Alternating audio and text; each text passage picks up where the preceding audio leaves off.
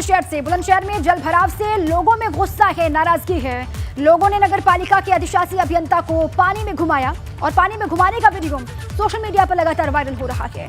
नगर पालिका चेयरमैन ने नाराज लोगों को समझाने की कोशिश की। लोग गुस्से में हैं, नाराज हैं, सुनने को राजी नहीं है। नगर पालिका चेयरमैन ने नाराज लोगों को समझाया भी। बड़ी खबर बुलंदशहर से, लगातार बारिश और बारिश के बाद जल भराव से लोगों में गुस्सा है। तस्वीर देख लीजिए आप। लोगों ने नगर पालिका के अधिशासी अभियंता को पानी में घुमाया। इसी वक्त की तस्वीर आपको हम दिखा रहे हैं। अधिशासी अभियंता को लोग अपने साथ लेकर के गए और दिखाया उनको किस तरीके से उन्हें परेशानी का सामना करना पड़ रहा है। उनकी सुनने वाला कोई नहीं है। तमाम मुश्किलों से जूझ रहे हैं ग्रामीण और ये तस्वीर आपको दिखा रहे हैं। ईओ को पानी में घुमाते हुए ग्रामीणों को आप देख सकते हैं, गुस्से में है, नाराज हैं। पानी में घुमाने का ये वाला वीडियो लगातार वायरल हो रहा है। नगर पालिका चेयरमैन ने नाराज लोगों को समझाया है। जल भराव से लोगों में गुस्सा, नाराज लोग अधिशासी अभियंता को अपने साथ लेकर के गए भ्रमण पर और दिखाया किस तरीके से वहां पर सड़कों की हालत है। सड़कों पर पानी भरा हुआ है, जल भराव हुआ है, जल निकासी के लिए इंतजाम नहीं है और लोग ये बताने की कोशिश करते हुए वीडियो में दिखाई दे रहे हैं कि उनको कितनी मुश्किलों से जूझना पड़ रहा है, मुश्किलों का सामना करना पड़ रहा है। बुलंदशहर की तस्वीर आपको दिखा रहे हैं। लगातार बरसात और बरसात के बाद जल भराव और जल भराव से गुस्से में बुलंदशहर के लोग हैं। एक्सक्लूसिव तस्वीर आपको हम दिखा रहे हैं। नगर पालिका के अधिशासी अभियंता को पानी में लोग घुमाते हुए इस वीडियो में आपको दिखाई दे रहे हैं। महिलाएं भी हैं और बता रहे हैं ये यहाँ पर काफी दिनों से जल भराव हुआ है। पानी निकालने के लिए कोई व्यवस्था नहीं की गई है, जल निकासी के इंतजाम नहीं है, जिस वजह से लोगों को परेशानी हो रही है। और अधिशासी अभियंता जब पहुंचे तो उनको घुमाते हुए लोग दिखाई दे रहे हैं। उनका ये वीडियो लगातार हो रहा है वायरल।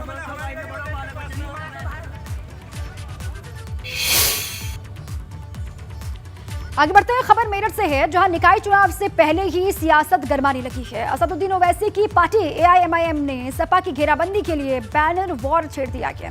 मेरठ के शहर विधानसभा से सपा विधायक रफीक अंसारी और सपा के मेयर सुनीता वर्मा के लापता और गुमशुदा के बैनर ने सियासी पारा चढ़ा दिया। दोनों के लापता होने और गुमशुदगी के बड़े बड़े बैनर मेरठ के कई इलाकों की गलियों में लगाए गए हैं। दरअसल मेरठ के कई इलाकों में बारिश बंद होने के बाद भी जल भराव है और अधिकतर गलियों में पानी अभी भी भरा हुआ है। न नगर निगम सुन रहा है और ना ही अधिकारी सुनते हैं। न मेयर सुनीता वर्मा ने सुध ली है और ना कुछ ही दूरी पर रहने वाले शहर विधायक रफीक अंसारी ने सुध ली। और बस यहीं से गुमशुदा बैनर के जरिए नगर निकाय चुनाव से पहले ही सियासी लड़ाई शुरू हो गई है। आप देख सकते हो।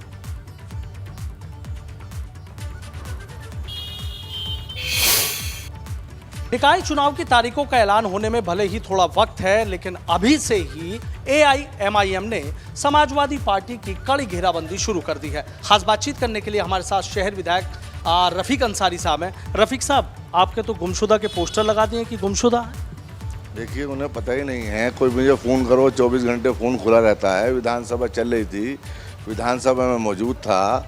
और देखिए, सबका अलग अलग वर्किंग होती है, सबका अलग अलग कार्य होता है। जिसकी वो कह रहे हैं विकास कार्य के लिए, जल भराव के लिए 2 तरह के चुनाव होते हैं। एक होता है नगर निगम का, जिसमें पार्षद और मेयर चुने जाते हैं। जो नगर निगम में जाते हैं उसका काम है नाली खड़ंजे, सड़कें, सफाई व्यवस्था कराना। और एक होता है विधानसभा का चुनाव, जिसे विधानसभा में लखनऊ में भेजा जाता है। वो आवाज़ पूरे प्रदेश की उठाता है। तो उनको यही नहीं मालूम है मेरा काम क्या है। ये काम तो सभासद और मेयर का है। और ये तो अभी चुनाव लड़ा था, उसकी जमानत जब्त हो गई। तो चुनाव स्टैंड है। पहले अपने गिरेवान में झांक के देखे वो क्या कर रहे हैं। पूरे उत्तर प्रदेश से अब ओवैसी गायब है। कहाँ है वो? गुमशुदा तो ओवैसी है। एमआई पूरी पार्टी गुमशुदा है। समाजवादी पार्टी सड़कों पर रहती है और मजबूती से काम करते हैं। जो अपने बैनर पे अपना फोटो किसी विरोधियों को लगा दिया और ऐसा कर दिया, तो इस पर हम वकीलों से मशवरा करके इन पर मुकदमा कायम कराएंगे मनाने का।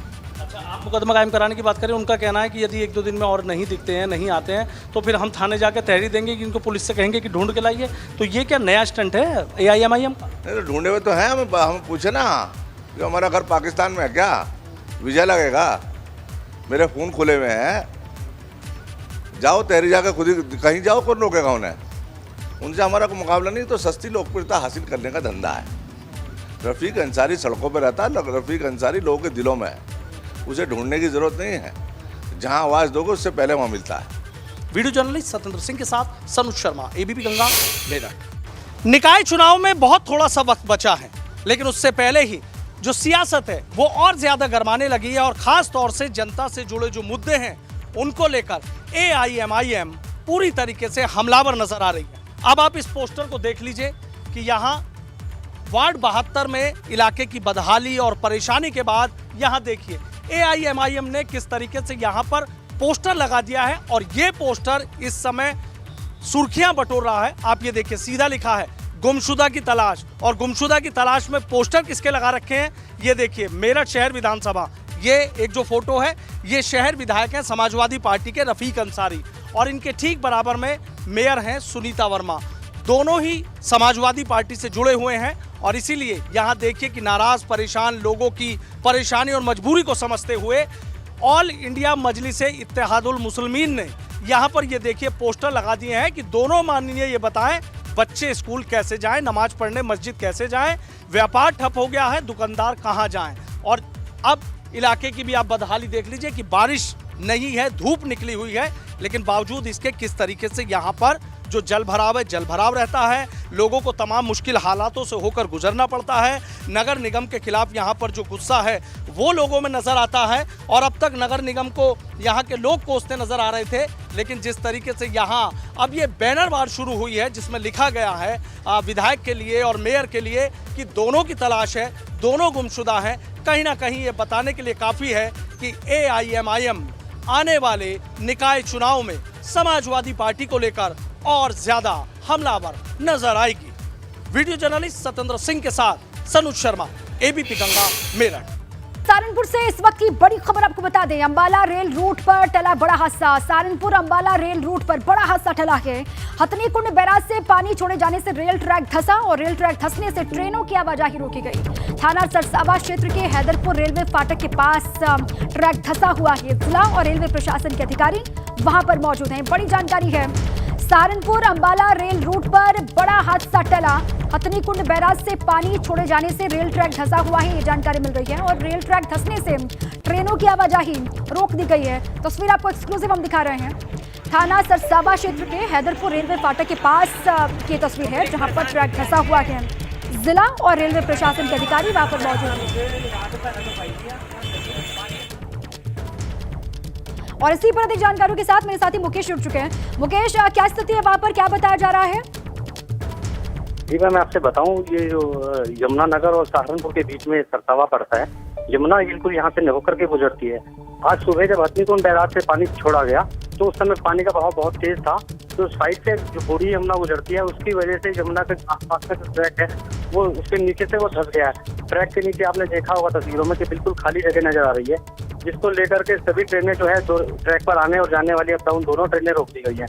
फिलहाल बहुत तेजी से काफी संख्या में यहाँ पर रेलवे के कर्मचारी लगाए गए हैं ताकि जो है रेलवे ट्रैक दुरुस्त किया जाए और ट्रेनों का आवागमन जो है फिर से जारी किया जाए। जी अच्छा, क्या बताया जा रहा है मुकेश, कितना वक्त लगेगा ट्रैक को दुरुस्त होने में? आवाजाही कब यहाँ से सुचारू हो पाएगी? अधिकारी कुछ बता पा रहे हैं? देखिए, काम काफी तेजी से चल रहा है, लेकिन जब तक अधिकारी इस बात से संतुष्ट न हो जाएंगे किसी तरह की दुर्घटना की कोई संभावना ना रहे, तब तक जो है ट्रेन बाधित रहेगा। लगभग मान के चल रहे हैं कि 3 या 4 घंटे भी बाधित रहने की संभावना है। जी शुक्रिया आपका पूरी जानकारी के लिए। तो लगातार ट्रैक को दुरुस्त करने के लिए काम यहाँ पर चल रहा है। मुकेश जानकारी दे रहे थे, जल्द से जल्द ट्रैक को दुरुस्त कर लिया जाएगा, उसके बाद आवाजाही यहाँ से शुरू हो जाएगी। 3 से 4 घंटे का वक्त लगेगा, अधिकारी ये बता रहे हैं। अमरोहा से बड़ी खबर है। अमरोहा में गालीबाज दरोगा पर कार्रवाई। गालीबाज दरोगा को सस्पेंड कर दिया गया। बड़ी खबर, महिला सिपाही के पति को गालियां दी थी और महिला सिपाही के पति के साथ मारपीट भी की थी। गाली देते वीडियो वायरल हुआ था। अमरोहा में देखिए गालीबाज दरोगा पर कार्रवाई हुई है। दरोगा को सस्पेंड कर दिया गया और ये एक्शन लिया गया है। गाली देते वीडियो वायरल हुआ था, दिखा रहे हैं आपको। अमरोहा में गालीबाज दरोगा जिस पर एक्शन हुआ, ये वीडियो वायरल हुआ, जिसके बाद अब एक्शन लिया गया। महिला सिपाही के पति को गालियां दी थी। लोगों ने वहां पर खड़े रह के वीडियो अपने फोन में कैद किया। उसके बाद सोशल मीडिया पर ये वीडियो अपलोड करने के बाद वायरल हुआ और अब एक्शन हुआ है, सस्पेंड कर दिया गया। महिला सिपाही के पति के साथ मारपीट की थी। वीडियो में साफ तौर से दिखाई दे रहा है और गाली देते हुए वीडियो वायरल हुआ था, जिसके बाद अब एक्शन हुआ है, सस्पेंड कर दिया गया गालीबाज दरोगा। ले और बता ले ले ले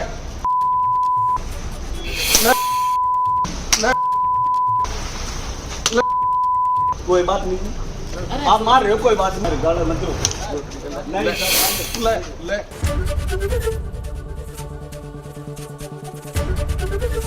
एबीपी गंगा, खबर आपकी, जुबान आपकी।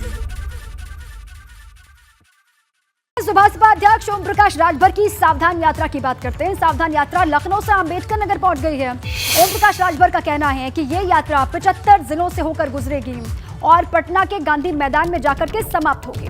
ओम प्रकाश राजभर ने कहा कि इस यात्रा का उद्देश्य मकसद जातिवाद जनगणना कराना है। तो अंबेडकर नगर पहुंची राजभर की सावधान यात्रा निकल पड़ी है। 75 जिलों से होकर के ये यात्रा गुजरेगी, जिसको नाम दिया गया है सावधान यात्रा का। पटना में ये यात्रा खत्म होगी और लखनऊ से इसकी शुरुआत हुई है। सावधान यात्रा की शुरुआत हुई है। 75 जिले हैं जहां से होते हुए पटना जाकर के ये सावधान यात्रा संपन्न होगी और जातिवाद जनगणना कराना ये मकसद है, उद्देश्य है इस सावधान यात्रा का। ये ओम प्रकाश राजभर ने जानकारी दी है।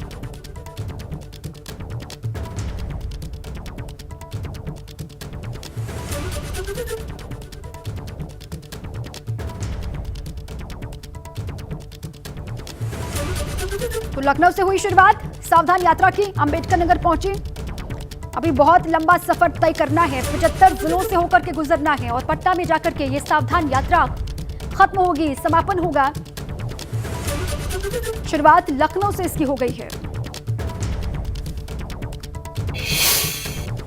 हरिद्वार से बड़ी खबर है। त्रिस्तरीय पंचायत चुनाव के लिए वोटिंग खत्म हो गई है। 44 जिला पंचायत सदस्यों के चुनाव के लिए मतदान हुआ और मतदान की प्रक्रिया जो चल रही थी वो संपन्न हो गई है। 318 ग्राम प्रधानों के चुनाव के लिए वोटिंग पूरी हुई। और चलिए इसी पर और जानकारी लेते हैं। हमारे साथी पंकज जुड़ चुके हैं अधिक जानकारियों के साथ में। पंकज, जो वोटिंग की प्रक्रिया चल रही थी, 5 बजे से ज्यादा का वक्त हो गया है, जो प्रक्रिया है वो समाप्त हो गई है। कैसी तस्वीर रही दिन भर की? देखिए दीपा, अभी क्योंकि 5 बजे से ज़्यादा का वक्त हो गया है तो मतदान की जो प्रक्रिया है वो अब पूरी तरह से समाप्त हो गई है। मेरे पीछे मतदान केंद्र आप देखेंगे तो पुलिस के जो जवान हैं वो मुस्तैद हैं। जो भी व्यक्ति है उसको अब अंदर नहीं जाने दिया जा रहा है क्योंकि मतदान 5 बजे बंद हो गया है। जो व्यक्ति अंदर है, यानी कि जो पोलिंग बूथ के अंदर लोग हैं, उनको ही मतदान करने की परमिशन है। कुछ लोग आए जरूर थे यहाँ 5 बजे के बाद ही, 5:01 पर, लेकिन उनको अंदर नहीं जाने दिया है। यानी कि साफ तौर पर कहा जा सकता है कि मतदान का जो संपन्न होने के बाद किसी भी तरह से किसी भी व्यक्ति की अंदर एंट्री नहीं है। लेकिन अंदर की अगर मैं तस्वीर आपको दिखाऊं तो आप देखिए अंदर बड़ी संख्या में अभी लोग हैं जो इंतजार कर रहे हैं अपने नंबर आने का। बाहर से किसी भी व्यक्ति को अंदर नहीं आने दिया जा रहा है। पुलिस के जो जवान हैं वो मुस्तैद हैं, यहाँ सुबह से खड़े हैं। लेकिन सबसे बड़ी बात ये रही कि हरिद्वार का जो चुनाव रहा वो बहुत अच्छी तरह से संपन्न हुआ है। कहीं से भी कोई अप्रिय घटना नहीं। इसमें पुलिस बल का एक बड़ा सहयोग रहा है। उसके साथ साथ ही क्योंकि जो जिला अधिकारी है विनय शंकर पांडे, वो लगभग कई बूथों पर गए हैं, कई बूथों पर जाकर उन्होंने निरीक्षण किया है और निरीक्षण के बाद हर जगह से जो शांतिपूर्वक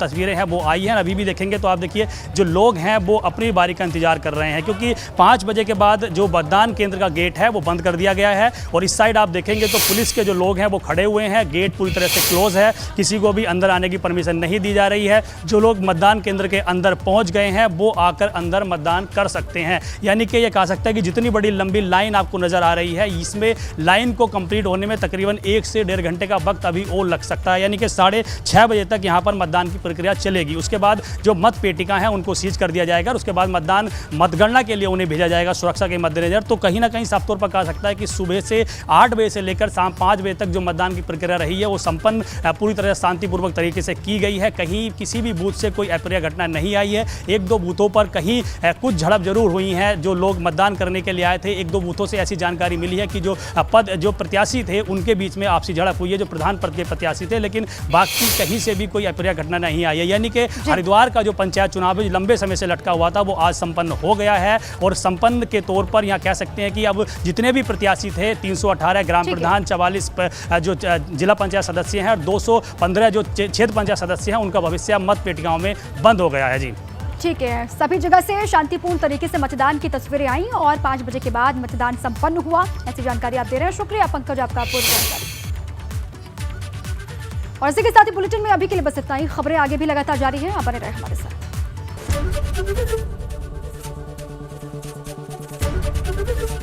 एबीपी गंगा, खबर आपकी, जुबान आपकी।